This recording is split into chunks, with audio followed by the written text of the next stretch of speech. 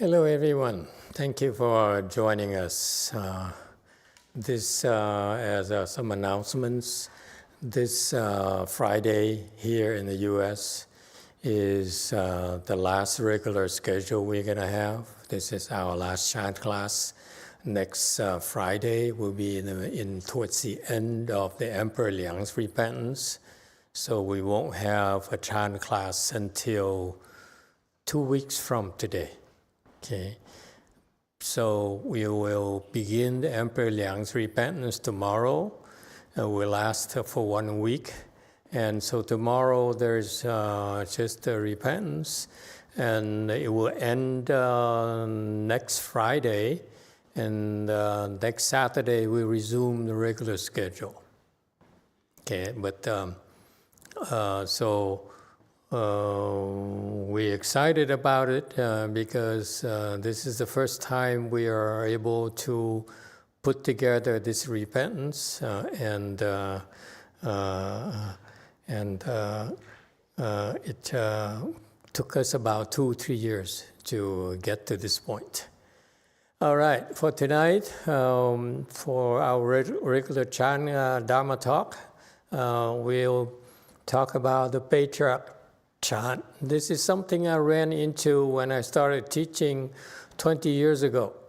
20 years ago, I started teaching chant at Lu Mountain Temple, and I can recognize some of the faces who came from Lu Mountain Temple.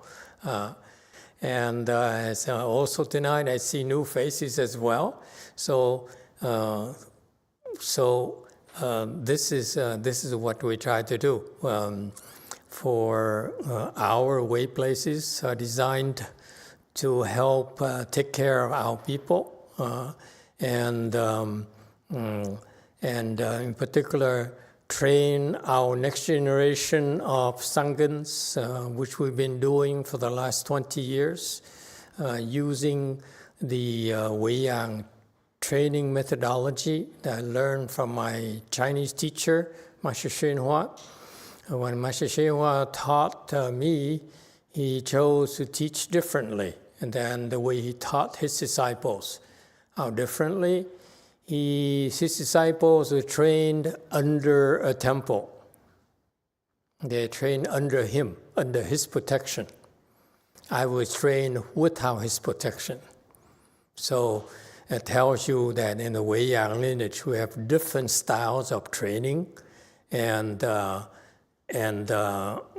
you happen to be following the other style, where that's why I call theirs is Chinese and ours is American, because we have a different approach. It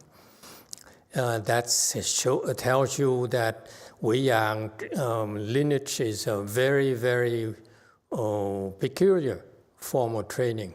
And when I first started 20 years ago, I ran into this concept of Patriarch chant, but at the time I didn't have a lot of Chinese disciples.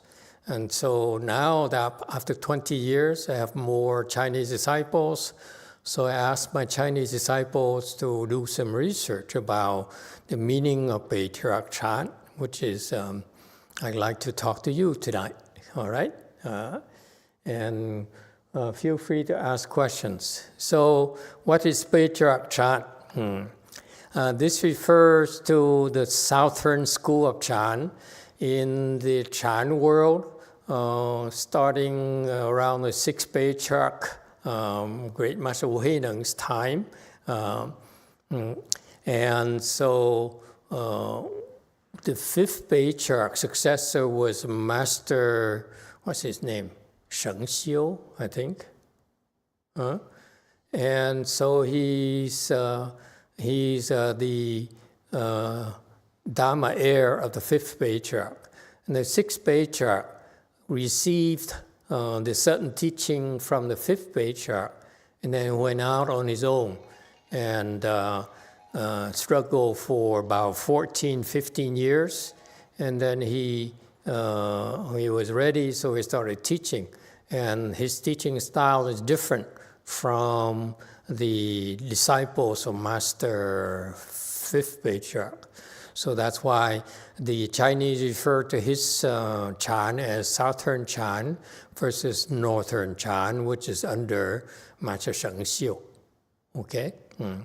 And so Southern School of Chan refers to the descendants of the great Master Huineng, the sixth patriarch. And as I said, I made the announcement last weekend, I would like to re-explain the sixth patriarch sutra, because that's quintessential certain teaching. That's what the characteristics of the Southern School of Chan was about. It's certain teaching, okay? And so as you see here, this Patriarch Chan here, probably, the term here, probably originated, was first used by Master YongHua, Huiji, which is the disciple of Master Weishan and one of the two founders of our Chan lineage, Weiyang. Weiyang is Master Weishan started, and he trained. Master Weishan started by practicing on his own in a mountain. And then he took in Master YongHua and trained Master YongHua in a temple. So you see, Weiyang lineage right there encompasses both intra-temple and outside of the temple training as well.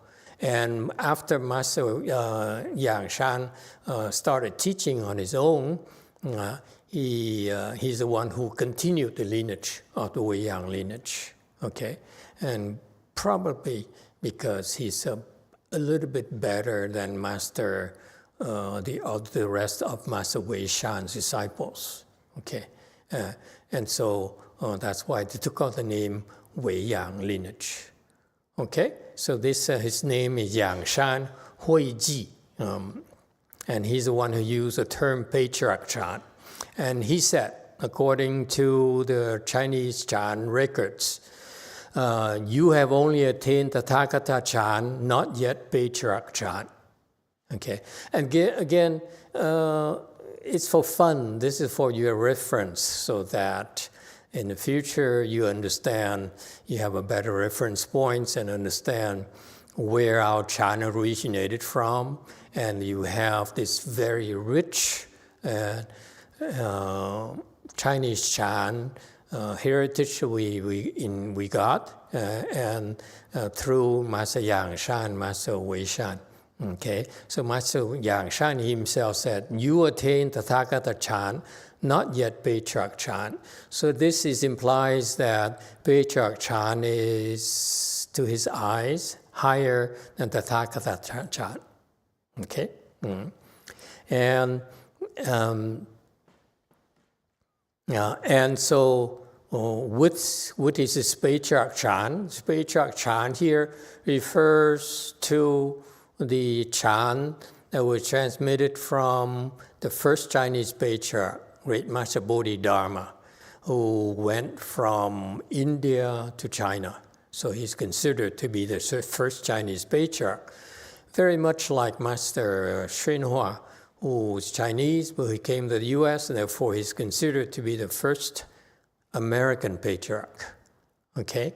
And so Great Master Bodhidharma, who is actually Wanyin Bodhisattva, came to China, and actually he met with Emperor Liang, that we do the repentance this coming week here. He first met with Emperor Liang.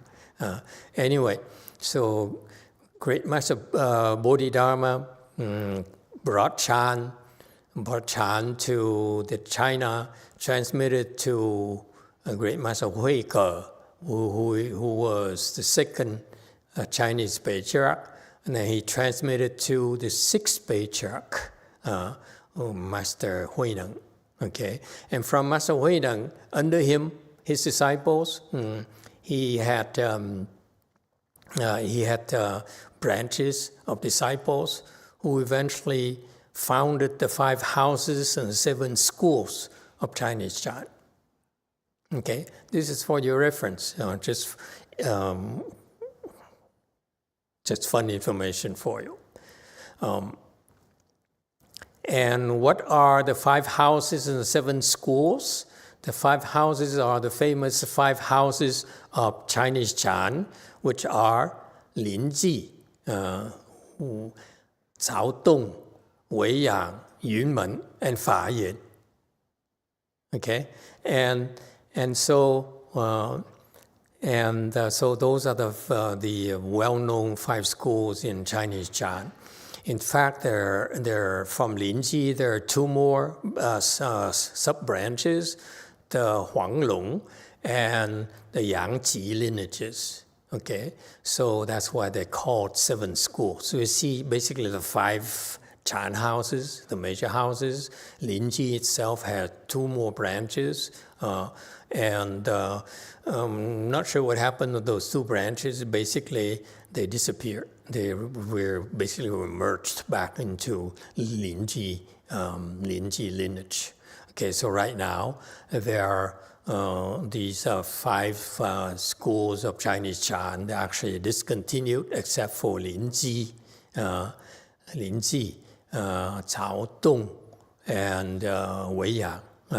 Weiyang was resuscitated by Master Xu Yun, who transmitted to Master YongHua, who transmitted to the 2nd American Patriarch.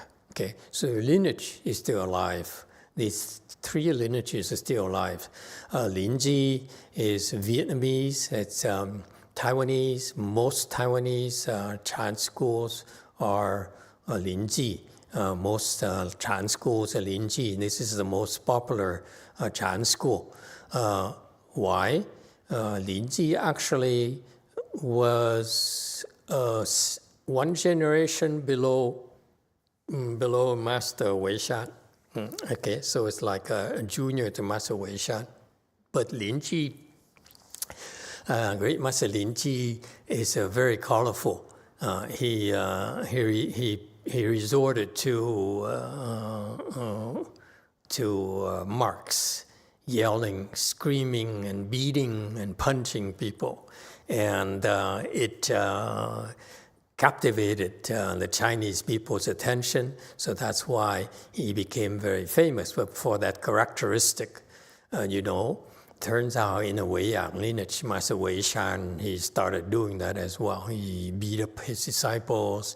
He's actually did a bit worse than Master Linji, if you ask me. And he made his disciples suffer a lot more than Master Linji. Master Linji is basically physical punishment and mental punishment. Okay, and that is, it's because of that, his disciples became enlightened, and this is captivated the Chinese people's attention. So that's why Linji was the most popular Chan school, as far as I know. Okay, Cao Dong is now still in Japan under the Soto sect. Okay, Weiyang, as I said, disappeared, but then he resuscitated, and Weiyang folded under Linji school, and then detached from Linji school after Master Xu Yun was certified. Okay, and Yunmen is gone, Fayan is gone as well. Okay, and so that's what is called the 5 houses and 7 schools or sects or whatever. Okay, and so what is Patriarch Chan that Master Yang Shan is referring to?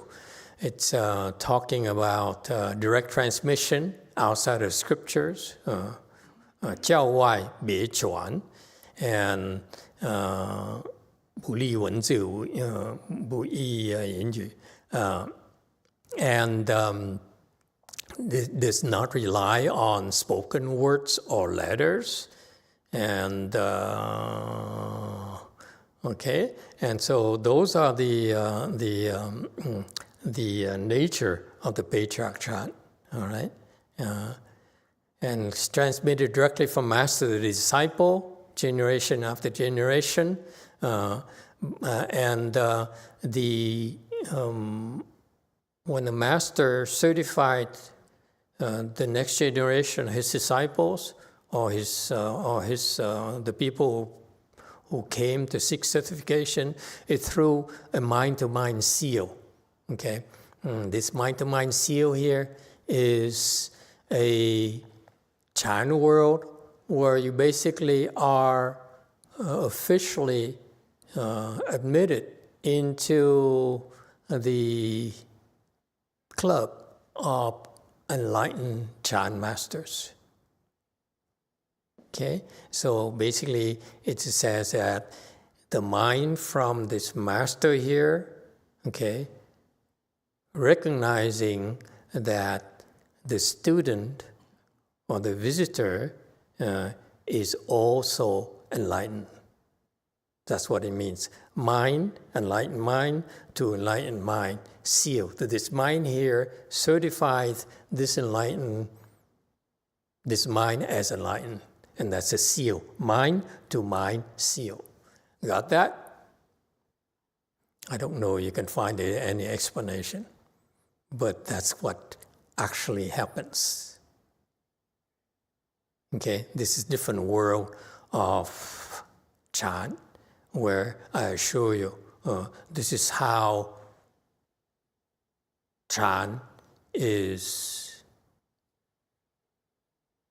propagated. Okay, meaning that once there's a mind-to-mind seal, then the recipient, okay, is assured that it's not his or her imagination, but he or she is enlightened. Because what happens is that when you practice chant, it's not uncommon for you to have hallucinations, to your ego to jump up and misbehave and imagine you have certain accomplishments that are not necessarily true. So therefore, in the tradition of Chinese chant, in tradition of chant, and now we call American chant as well, is that you need to seek certification. Okay, if you feel you're enlightened, okay, this is very important point, and this is to be the standard for American chant. Chinese chant came with Master YongHua. From our generation on, we'll be Chinese American chant because we'll be different. We'll be different from the way that Master YongHua chose to train his disciples. Okay, our training style is different. Okay, and I personally want to separate our style of chant practice and training from his style of practice. Okay, in what way? In a way that we learn from them the importance of a lot of things. And the one thing you can observe is vigor. Okay? For the last 20 years, many of you practiced vigorously. There's no substitute for that. Okay? So, furthermore, in Chinese chant, their tradition is very strict. You walk into a chant class, there's no noise. As soon as it begins, the doors are locked and you cannot get out. Okay, you cannot get in, no one can get in, and no one can get out. Okay, and after the session is over, then you can get out. So it's very, very strict. You don't move, you get beaten up.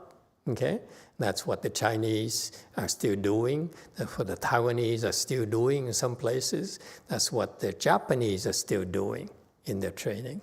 So those are the characteristics of the Asian style of chant training. Okay, we don't adhere to that because I feel that it's not that effective for you, your whims. you cannot handle. Our American culture is self-indulgent. Okay? The worst thing that we could do to our American Chan is to borrow the Chinese, imitate the Chinese, because in Chinese culture, they're hierarchical, they're used to it. Whereas here in American culture, we are like egalitarian, you and me the same, okay? And therefore, if I don't like it, I just take a walk. Okay, and if we impose this kind of rigor, this kind of strictness to the American or the Western civilization, we won't have that many people who are willing to practice. So I'd rather be patient with you. I allow you to bend over, bend forward, backwards, and get up and whatever, do whatever, make noises, whatever, move and so forth. But as long as you practice vigorously, then there's a chance for you to reap the benefits from Chan. Because once you reap the benefits of from Chan, you will appreciate the value. Whereas in the Asian style, if you do what you're told, if you don't move and you stay quiet, okay, then you will eventually get the benefits of Chan.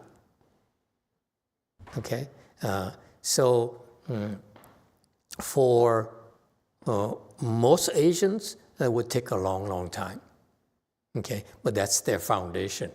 Our American Chan, we are a lot looser. We allow you to be moving and lean forward, lean backwards, and so forth, and unbuckle and so forth. Because in the Asian Chan, you will be punished if you dare unbuckle. Okay, and that works very well. But here we could get sued if we beat you up.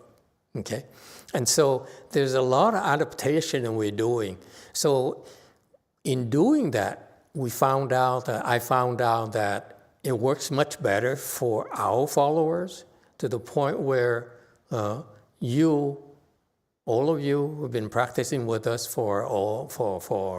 since way back then, you actually can make progress faster than the Asian style. That's why we call it American style, not Asian style, okay?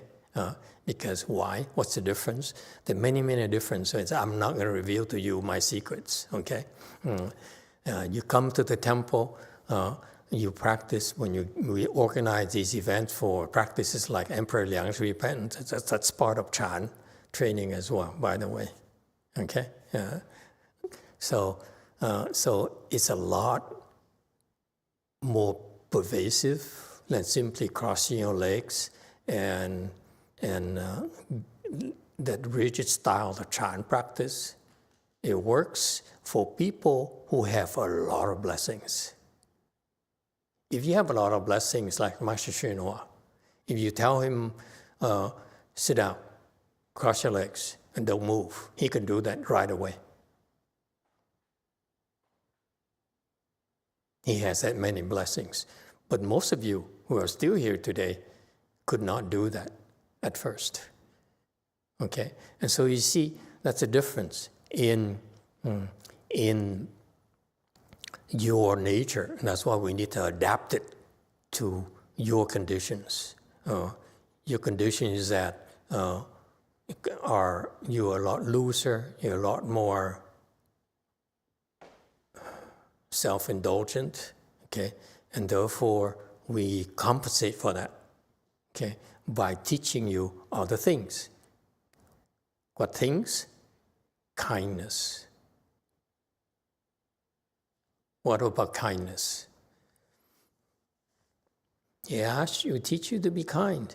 When you get up and you go and have a cup of tea or have lunch, instead of being quiet and focus on your topic of investigation, okay, whatever it is, reciting Buddha's name is perfectly okay if you choose not to do that and talk to people.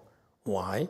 Because this great assembly here has a full range of people, from low level to high level. And the wonderful thing about it is that there's no substitute for it. You're at home, looking at the screen, or looking online, looking at YouTube videos and so forth.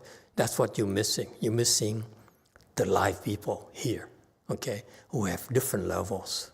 And if you're in a learning process, okay, you still haven't got there yet, you have not been certified yet, or your certification is at a very rather low level, then look around. You will see that a lot of people are better than you, okay? And all you have to do is ask, how do you get there? What is it you do? And you practice kindness by sharing what you have, sharing what you know. Okay? And that's irreplaceable. All right? And so, or if you're advanced, and so you look at people, now you're learning by looking. You're practicing kindness, first of all, by helping others below you, but also you're learning from the people who are much lower than you, because now you might want to challenge yourself and see what would it take to help this person go and make progress a lot faster, maybe get to the same level as you. Okay, you have that interest. That's when you learn how to teach and help others. Okay, so what does it take to be kind? Why are others kinder than someone is kinder than another person?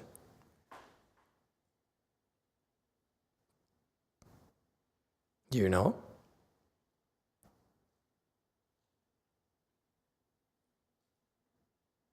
Let me tell you. In order for you to be kind, you need to have blessings. You don't have blessings, you cannot be kind. Actually, when you don't have blessings, actually you're mean and cruel. But if you have a lot of blessings, you naturally become kind.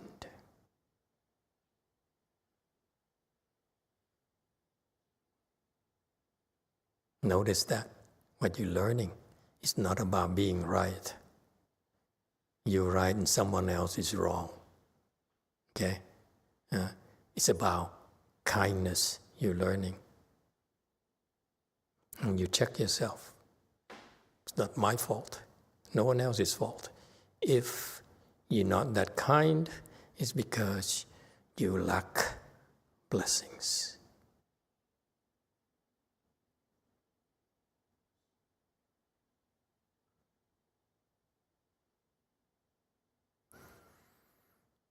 Okay? Anyways, there's a lot of things that I feel that our style of Chan is quite different from the Asian. And eventually, if the Asians do it right, they get up there, we can also get up there as well. Okay? And that's when we merge. But that style is different. Okay? Okay, so again, one point here for all of you to remember that it's about yourself. If you feel you're enlightened, you need to receive certification. Don't walk around claiming to people you're enlightened. That's wrong. Okay? If you're really enlightened, you would never do that.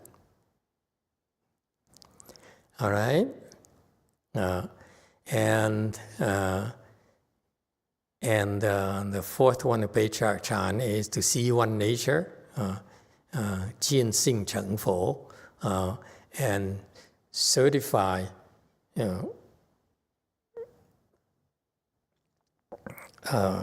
Cheng is attaining Buddhahood. Actually, what it means is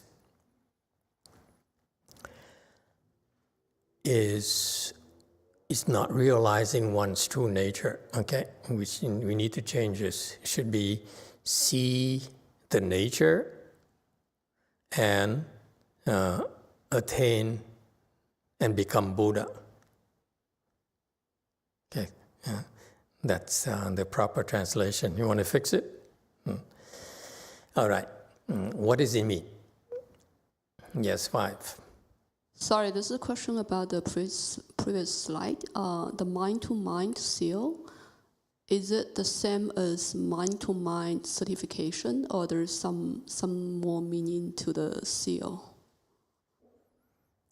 Yeah, that's the certification from an enlightened master. There's a seal of approval. Okay, that is, once you receive it, you can rest assured that you are in a privileged club where people also are able to recognize you eventually.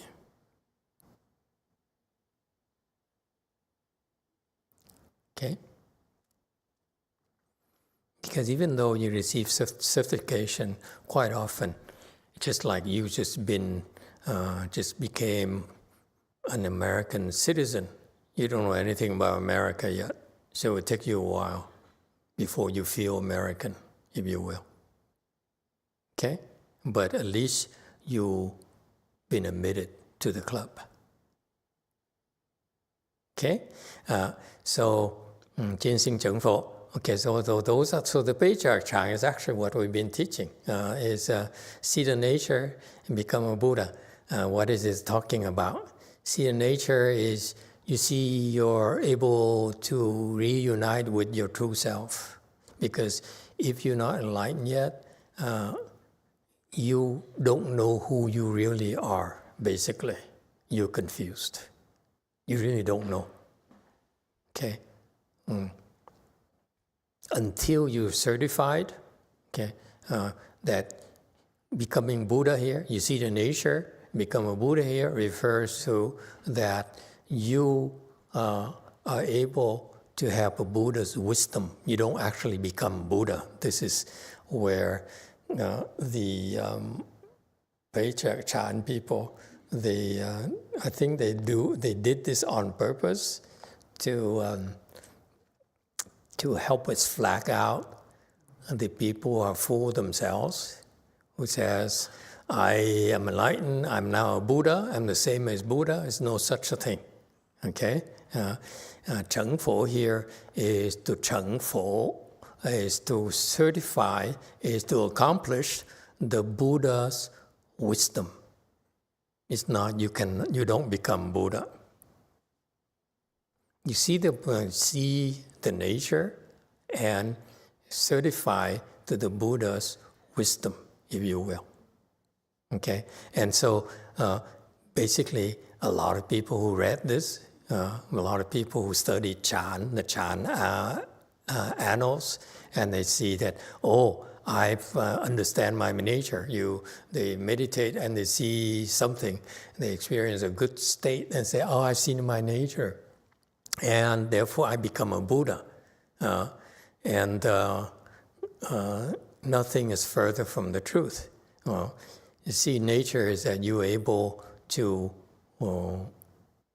connect with your real nature, okay? Your true nature that you weren't able to access or connect with initially. And then, because you're able to connect with your real nature, that you're able to wield the Buddha's wisdom. That's what it means. It's quite different from the way it's written, isn't it? And this is a trick that the masters, the Chan masters, use to help us spot the scam artists. Okay? And so that's called Patriarch chant. Okay. Furthermore, I don't know why they went so to such great lengths to explain this. There's a lot of materials on the chant in Chinese. Zhongmi is another chant school, not among the 5 schools, but a small school founded by one of the 6 patriarchs lineage as well. This is, I think, slightly before the 5 houses. Okay, the 6 patriarchs had like 22 eminent disciples. Okay, and one of them, along that generation, next generation, they founded Zhongmi. I read about this a long time ago and I forgot. And so I didn't pay much attention to this because I looked at the Zhongmi teaching and I said, no, it's not quite correct yet. Okay, and that's why eventually the Zhongmi school of Chan, sect of Chan, disappeared because they're not good enough. Okay? Weiyang was too advanced. It disappeared because they could not find successors. They could not find descendants. Because the training is so advanced that not many people can qualify. That's why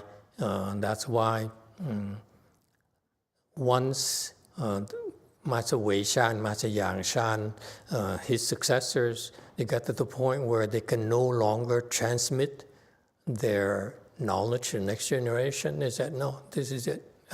This is no longer Wei Yang. This is something else.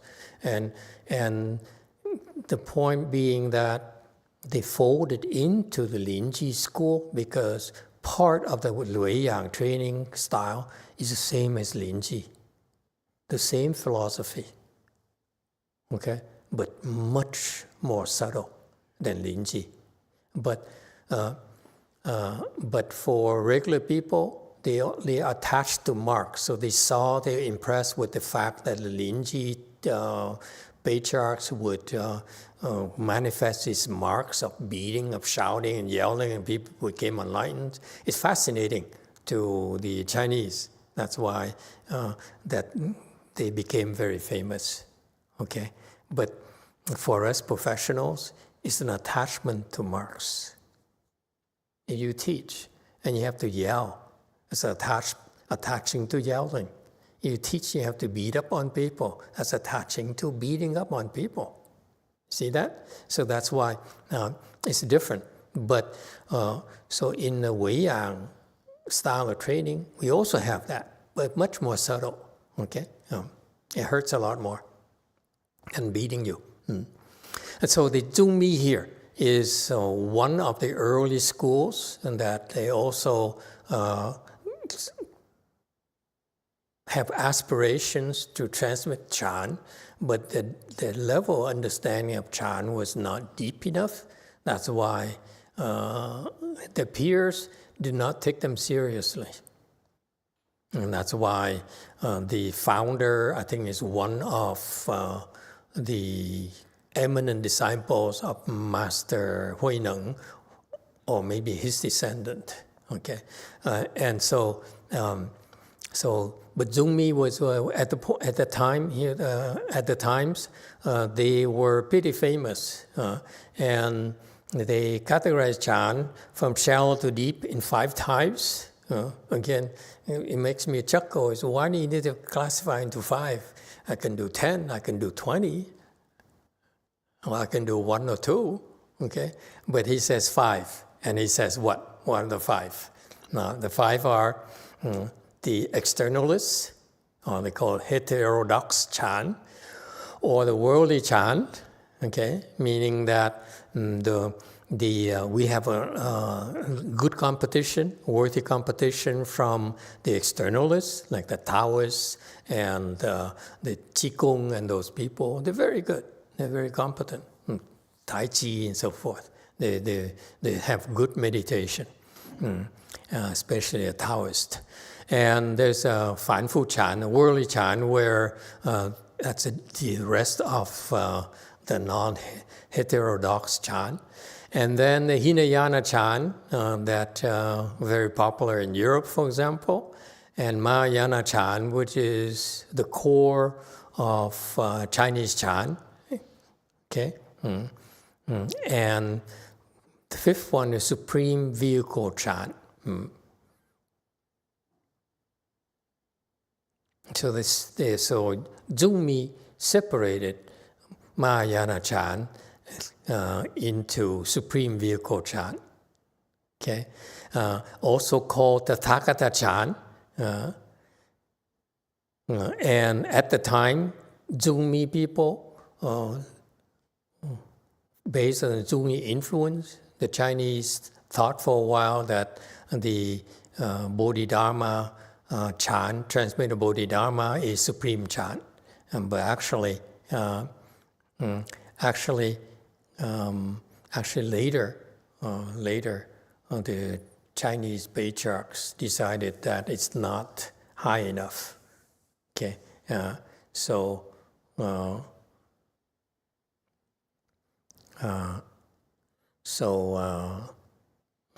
it's a lot of names. It doesn't matter. It's about you. Chan is about how do we transfer our knowledge to you, to your generation.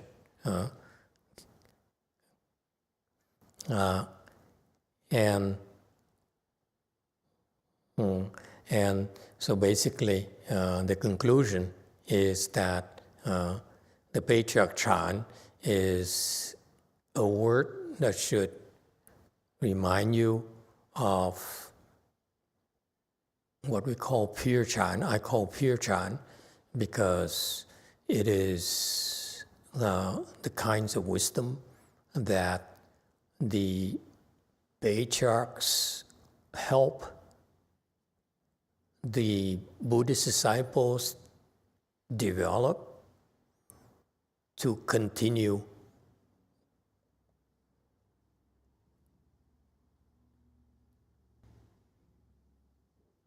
preserving the treasures of Mahayana. So what happened is that the Buddha, he taught the certain teaching. When Buddha taught, he taught a lot of certain teaching to a wide range of students.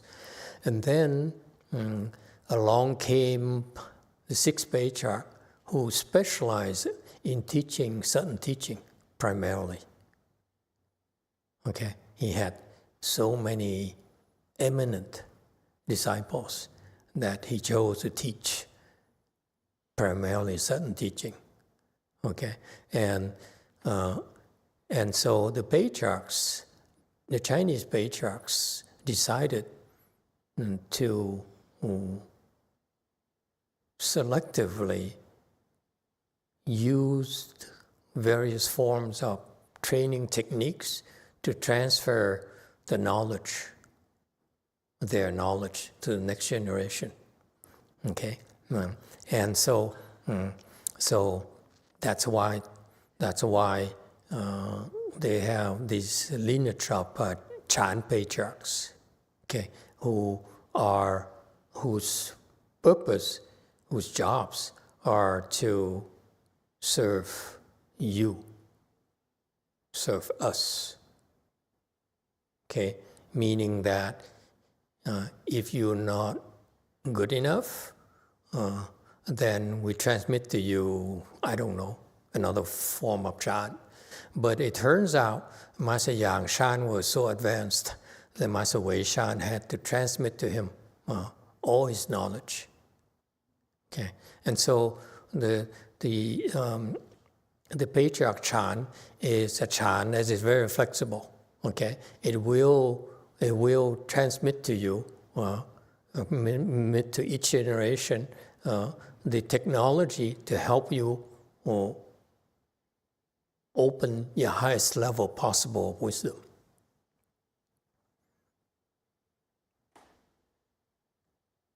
Okay, so that's why, for example, I don't know who was before Master Xu Yun, but when Master Xu Yun came, he was 8G, 8th ground Bodhisattva. So that's a level high enough to be able to comprehend the 5 houses of chant. Okay, and so that's why he's recognized as a patriarch. But you notice, even so, he's certified, but his role is really not to transmit his knowledge, because Master YongHua, his successor, actually was trained not under Master Xu Yun. Okay, so the point here is that each generation of the patriarch, they will come up with a technology to transfer their knowledge and help you open your highest level possible wisdom.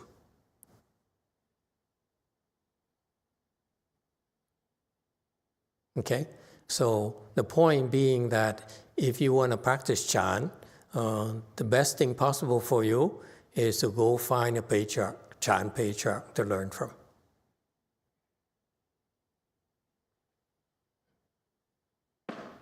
Questions?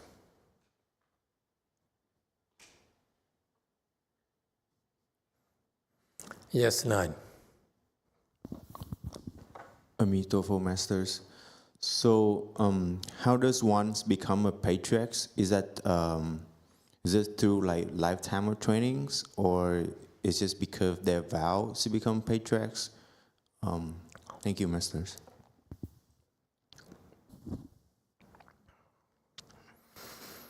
Each patriarch is different. Master YongHua, for example, was destined to be patriarch. He was selected to be the next patriarch. He was forewarned he'll be going to the United States, to the West, to transmit the Mahayana to the West, the Chinese Mahayana to the West. So he was chosen himself. Okay, and so the Buddhas and the Bodhisattvas chose to train him differently.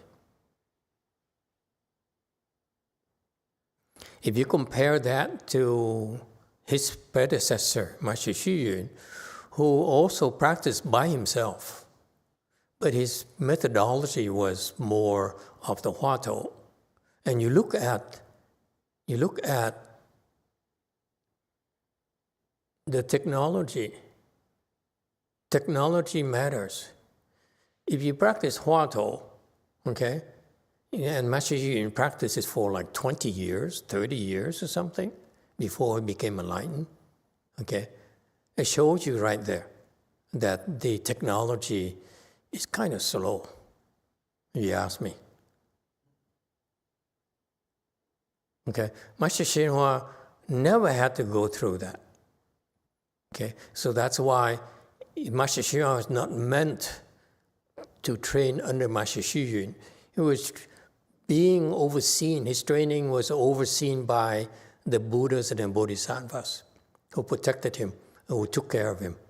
Okay, so Master Xu Yun's role was, you look back, Master Xu Yun's role is not to transmit his knowledge to Master YongHua, because Master YongHua is up here, Master Xu Yun down here. There's nothing Master Xu Yun can really transmit to him except some administrative and worldly knowledge stuff. Okay? And so he's a patriarch. Master Xu Yun is patriarch, and he received the training of this patriarch, all right? In traditional style, he stayed in a temple, and he got the proper training of how to do Chan, and then he branched up his own, and he practiced Huatou. Okay, Master YongHua is different. He never really received formal training from anyone on how to do Chan. Okay, meaning that the Mahasattvas train him themselves. Okay, and so that tells you that from this generation, Master Xu Yun and Master Xunhua, the training is different because the different roles. Okay, Master Xu Yun's role is what? Is basically to build temples and have a holder of place, if you will. He's a patriarch, so he needs to be certified as a Weiyang patriarch so that he can say, you are, to Master Xu Yun, you are Weiyang patriarch. Of all the 5 schools, he says, Weiyang is all you need. Right there, okay? That's his job. His job is build temples and then certify Master Xunhua as Weiyang. That's it. So each patriarch is different, if you will. There's no fixed format. Okay?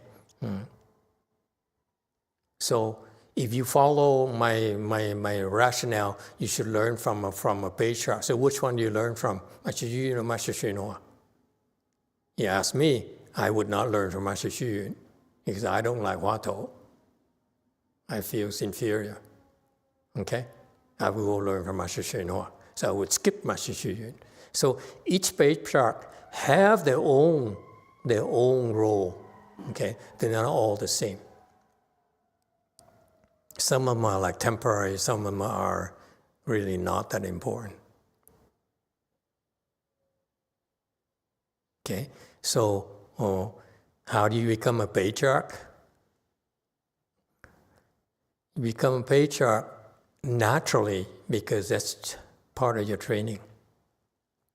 You want to go up there, you need to get the level of Master Xu Yun and higher. Eventually, you have to become a patriarch. All right? So that's part of your training. You become a patriarch, become a lot of things, but also is not the most important job in Buddhism. Okay? Yeah. Just look at Master Xunhua's case, where he had to be trained by the 6th patriarch and so forth, taught and guided by the 6th patriarch and the Bodhisattvas, and to be shielded from Master Xu Yun, and therefore he became a patriarch to officially transfer the seal to the U.S. And then apparently the second one also seems to be a placeholder as well, because he's not doing much. Okay? Maybe his job is to certify the 3rd patriarch, if you will. Okay? So the short answer is, you all will eventually become a patriarch. Okay? It's part of your training. But that's as part of your increasingly more important responsibilities. Patriarch is not the most important position in Mahayana at all. But for the regular people, they need a patriarch, and they should look at the patriarch first. Okay, and eventually they will outgrow a patriarch, and then there are other people who will teach them. Any other questions? Yes, 5. Amitofo, Master. I would like to ask you about the Tathagata's chant. Could you please elaborate a little bit more about it? Thank you. I'm not sure what it is, because it's Zhongmi school. The Zhongmi Chan school, they divide into 5 different types of Chan. The heterodox, they have the worldly, and they have the Hinayana, they have Mahayana, they have Tathagata. And later, the Tathagata is supposedly the highest form that they can recognize. Okay, they said Mahayana is still not high enough. There's something called Tathagata Chan, which supposedly is theirs. Okay, just between us. I wasn't there, so I'm just telling you my opinion, sharing with you my opinion. So Zungmi is the one who seems to think that they are the Tathagata Chan. Okay, they are highest. But as I told you, Zungmi's understanding of Chan is not quite there yet. It's not as high as, for example, Master Wei Shan, Master Yang Shan. You look at the way they explain Chan as compared to the way Master Wei Shan taught his disciples, Master Yang Shan taught his disciples. There's a mastery of Chan training that Zungmi doesn't have. Zungmi is still theory. Okay? And so that's why Zungmi, they go to Zungmi as a Tathagata Chan, but later they recognize that the other Chan masters, of course, they recognize Zungmi, the people of Zungmi are not very advanced. That's why I said, actually something called Patriarch Chan, which is higher than the highest level of Zungmi. So whatever name you want to call it, whatever Zungmi calls it, doesn't matter. Don't go there. Okay? Yeah.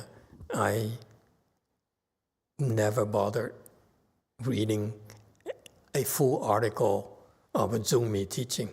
I just saw maybe one paragraph or less of how they taught Chan. I said, no, this is wrong. And Master, about, for example, Avatamsaka Sutra or the Pure Land Dharma door, those kind of dharmas are also Mahayana Chan?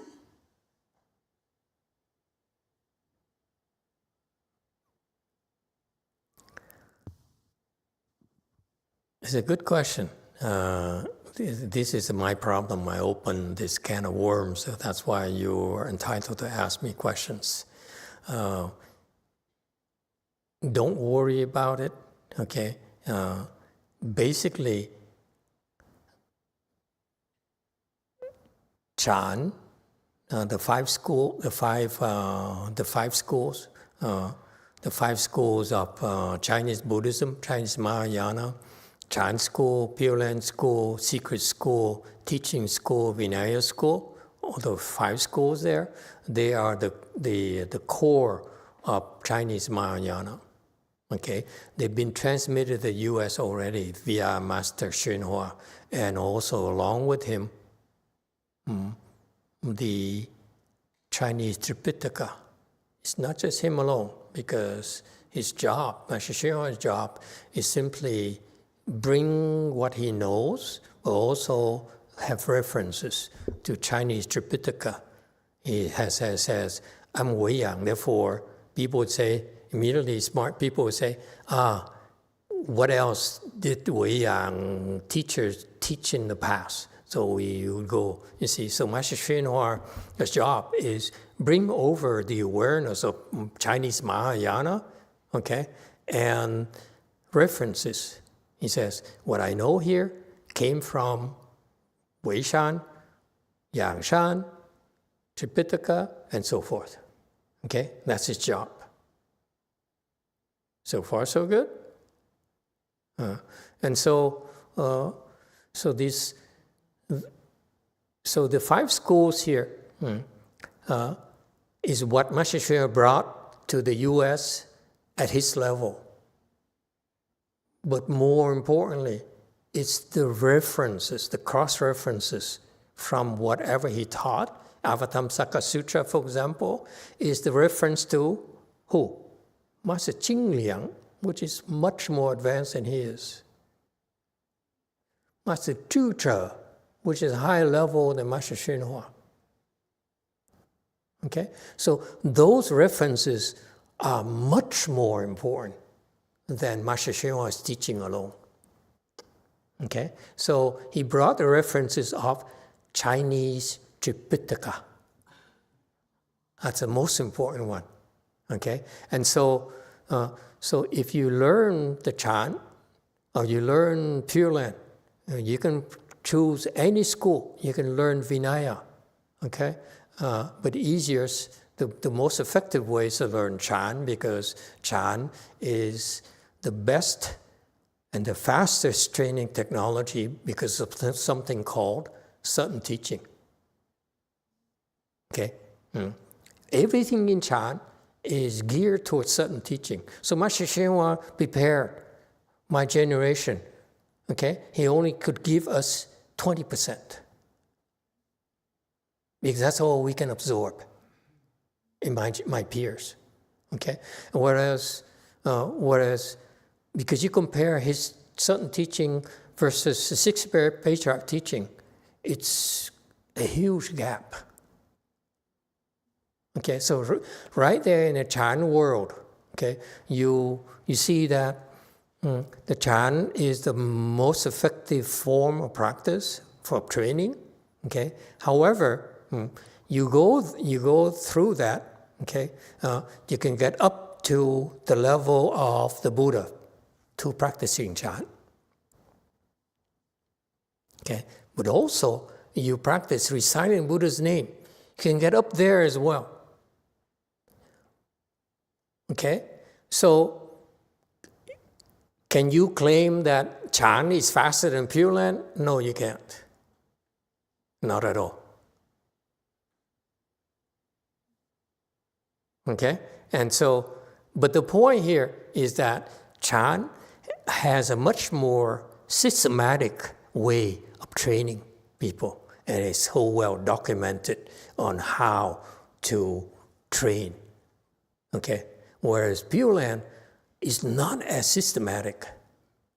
So that's why for training, the Buddha says, Chan will be my most important means of training for the Buddhist disciples.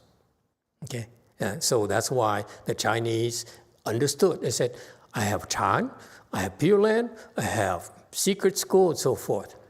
All the others, if you look at all the others, 4 schools, when you practice Vinaya and you practice and you make progress, you see, you see, and you practice reciting Buddha's name, you make progress, you see that actually it's all in parallel with Chan, and Chan is the one that actually formally spells it out for us. Okay, so basically, any of the 5 schools is good enough. Okay, however, Chan is probably the most effective for the average person. On average, Chan is more effective, but it turns out, for example, Pure Land could be better than Chan for some people. Or Vinaya's probably better for some people. Or secret school is better for some people. Okay? For example, since we're here, you practice secret school. You recite these mantras. It's very difficult to practice because you will run into a lot of demonic obstructions. Chan is also difficult, but the demonic obstructions are a lot fewer than secret school. And that's why secret school is very difficult to make progress. That's why it disappeared. Okay, people were not making progress fast enough, they give up. Okay, and so that's why each school has its own challenges. Okay? But they have their own strengths as well. So in general, if you practice any of the 5 schools, you will be able to get up there to the same level, the peak, and then you get up there at this level here, and you recognize, Chan is the same as Pure Land, is the same as secret school, and that's why a person like Master Shenhua, who never went to Tripitaka, to a Vinaya school, never did. But he's a Tripitaka master, meaning he understands Vinaya. Why is it? He got up there. He didn't have to go to Vinaya. He got up there like a sixth patriarch. You recited the Vinaya to him. Maharshi, of course, he understands right away. Very much like a sixth patriarch who's illiterate. He cannot read. But when you recite, this nun here recited a Lotus Sutra and asked him a question about a Lotus Sutra, the sixth patriarch could explain to her right away because it's up there already. Am I making sense to you? Okay, so you only need to go up there. And then you get up here, all 5 schools are the same. You have understanding of all the same here. See that? When you're up here, you reach a peak. And there's one more thing should remember to double check yourself. You choose whatever school you have. You can do Chan, you can do Pure Land, you do whatever. When you get up there, okay? At first you say, I'm Chan. At first you say, I'm secret school. At first you say, I'm Pure Land. At first you say, I'm Vinaya and so forth. Okay, you specialize, okay? And you discriminate and say, this is better for me. But once you get up there, then you realize that they all are the same. They all converge to something called Buddha state. Okay, that's when you no longer say that I'm only Chan, I'm only Pure Land, I am only secret school. Because all 5 have their own importance.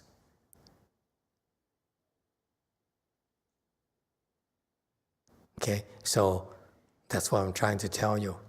You practice all 5.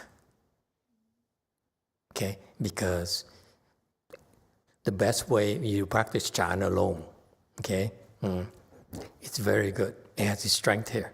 But at times, Pure Land is better. For example, okay, if you practice Chan, but you're not enlightened yet, it's lifetime. You cannot become enlightened. You're too old, you don't have time, and so forth. Many reasons why you cannot become enlightened. Then you should lean on Pure Land to go to the Pure Land so that you continue your practice. If not, you will fall.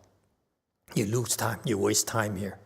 Okay? So you see, the 5 schools have their own strengths, and therefore we should use all 5 when appropriate.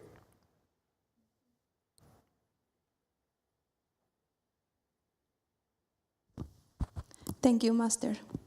Okay. Anyone else?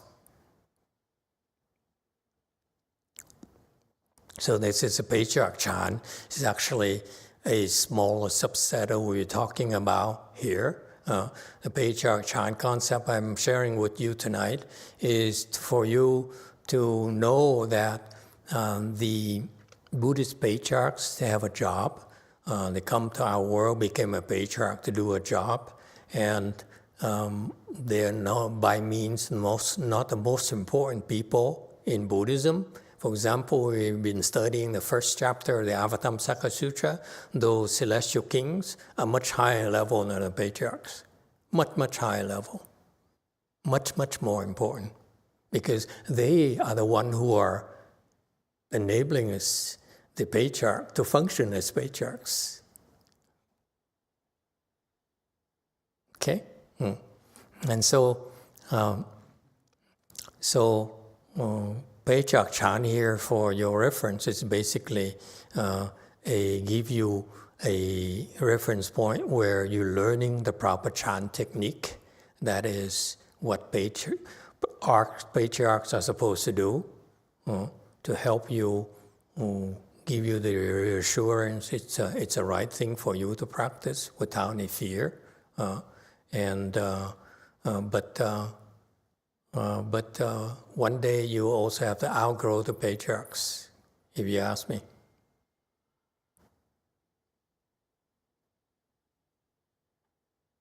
Okay? All right. Thank you all. We stop here tonight.